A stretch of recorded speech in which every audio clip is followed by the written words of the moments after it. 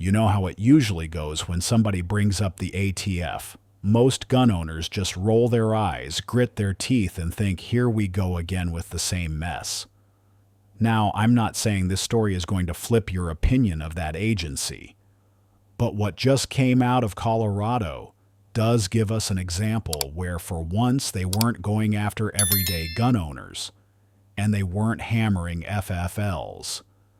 Instead, they actually put resources on something that matters. And that's rare enough that it's worth breaking down. So here's the deal.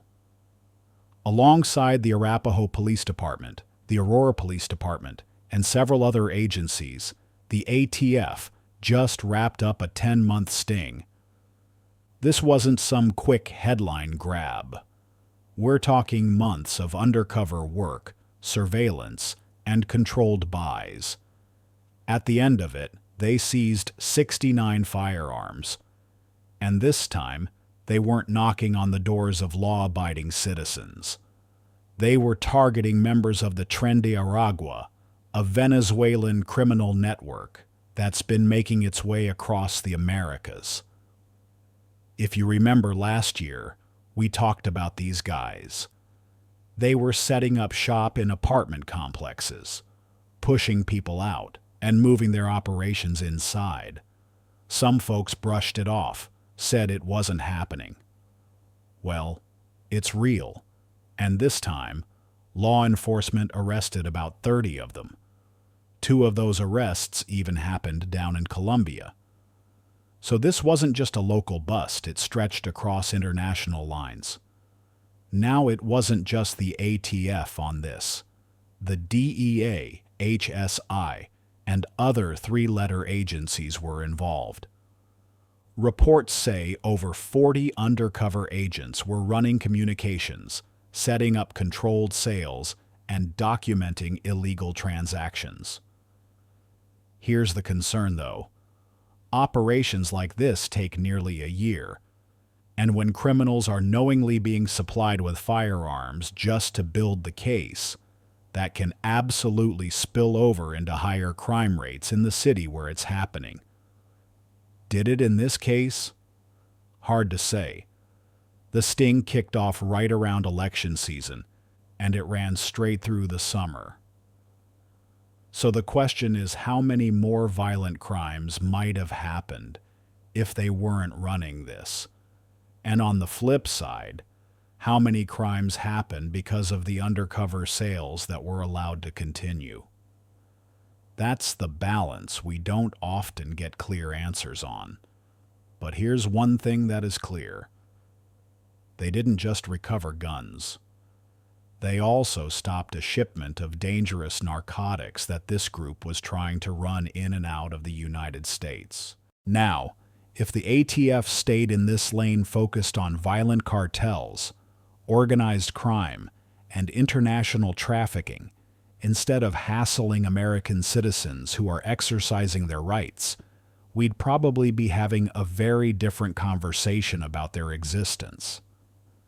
It's not like gun owners ever had to invent a villain when it comes to the ATF.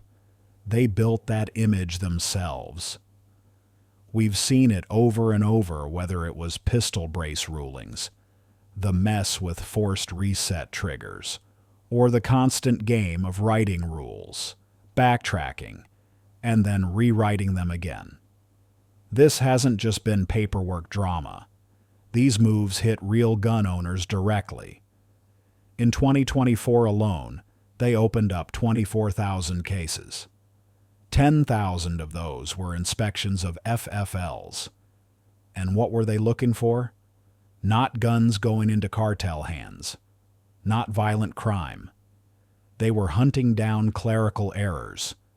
Under that so-called zero-tolerance policy, paperwork mistakes, some of them as small as a date being written wrong, ended up shutting down licensed gun dealers. And here's the difference a lot of folks don't realize. When an FFL closes, it's not like when a Harley shop shuts its doors. Yeah, losing a motorcycle dealership hurts the local economy, but you can always drive to the next one. With gun shops, it's not just about business. That's a constitutional service they're providing to you and me. When the government shuts down an FFL, they're cutting off access to our Second Amendment rights. Now look at their manpower. They had around 2,500 special agents, but only 857 inspectors. That's roughly 1/3 of their workforce tied up chasing paperwork. Meanwhile, in 2024 alone, they processed 1.37 million NFA forms. That brought in about $145 million in revenue. All of that money, all of that manpower, all of those resources poured into tracking suppressors and SBRs instead of getting violent offenders off American streets. That's the part that doesn't sit right with me. And this is where the bigger picture comes in. Even when the ATF does something good, like we just saw in Colorado with that Tren de Aragua bust, the problem is they still hold the authority to turn right back around and target regular citizens. Maybe under this administration they slow it down. But 3.5 years from now, another administration can take office, flip the switch, and we're right back to pistol brace bans and zero-tolerance raids. The truth is, we don't need the ATF for this kind of work. The DEA already handles narcotics. The FBI can charge firearm crimes under the same sections of the United States Code. Homeland Security runs point on gangs and cross-border crime.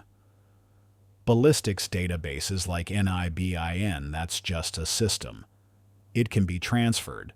It's not something that has to live under the ATF banner. So let's be blunt. We don't need the ATF at all. What we do need is for Congress to kill off the NFA, the GCA, and all the other outdated laws that only trip up law-abiding citizens. 99.5% of gun owners will never commit a violent crime. But every single one of us lives under the shadow of those laws. If you stripped away the gun control authority and left them with alcohol and tobacco, fine. Better yet, just dissolve the agency entirely. Merge it. Shut it down. Whatever it takes. Just don't let it turn into an even bigger anti-gun super bureau that doubles down on rights violations. And look, the recent busts weren't isolated. They picked up about 10 TDA members in New York earlier this year. There was another operation in Spokane, Washington, and they've even been tied up in immigration enforcement along the way. So yes, they're still running operations that take violent actors off the board. But here's the reality. The trust is gone. They could run 1,000 operations like this every year for the next 30 years, and gun owners would still never trust the ATF. The overlap with other agencies proves they're redundant. The only useful role they could play would be to unwind all the bad gun laws on the books and then disappear. Violent criminals in America? Absolutely, they need to pay for their crimes. But targeting FFLs, targeting everyday gun owners over braces or paperwork, that era needs to end completely. So yes, credit where credit is due. The ATF pulled off a solid bust here. But let's keep it in perspective. At the end of the day, this is still the same agency that built its own reputation as the enemy of gun owners. That's where I stand. Now I'd like to hear from you. Do you think the ATF is still necessary, or is it time to scrap the whole thing? Drop your thoughts in the comments. And as always, like, subscribe, and I'll catch you on the next one.